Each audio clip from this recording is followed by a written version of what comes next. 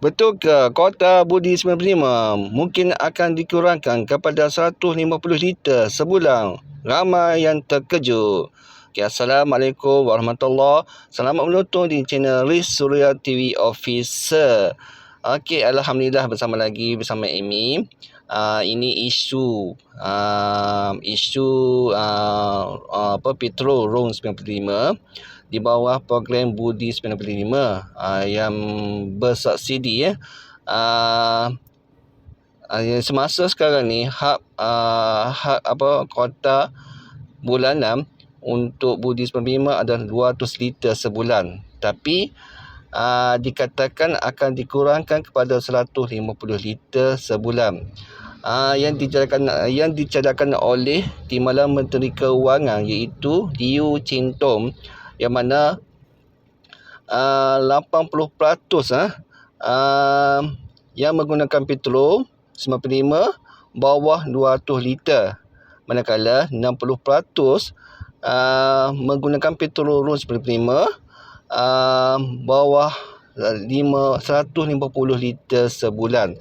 Ini menunjukkan data yang dikeluarkan oleh mengikut kajian Menteri Keuangan lah. Tapi sebenarnya rakyat sekarang ni tengah berjimat.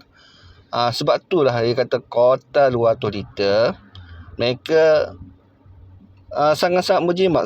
Jangan melebihi pada 200 liter. Kalau lebih 200 liter mereka akan membayar lebih ikut pasaran harga petrol.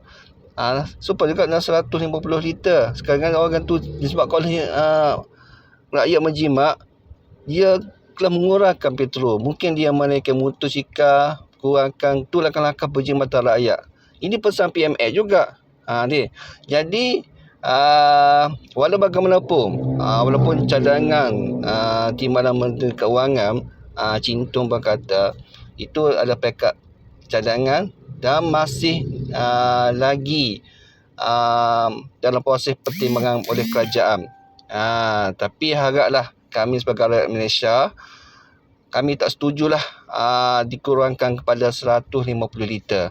Kekalkan dengan 200 liter untuk hak kota RON 95 bersubsidi ni. Kami memerlukan penjimatan, sebabnya kalau dihadkan mungkin macam Amy sendiri pun memang lebih 150 liter sebulan. Jadi harap kerajaan kekalkan 200 liter untuk petrol RON 95 di bawah program Budi 95. Harap-harap kerajaan mengekalkanlah hak kota Budi 95 200 liter sebulan. Itu harapan kami sebagai rakyat Malaysia. Harap-harap kerajaan dapat kekalkan. Okey. Harap-harap semoga sesiapa yang kepada rakyat Malaysia boleh komen anda setuju tak ni? Okey. Jangan lupa like, komen dan share seluruhnya. Assalamualaikum.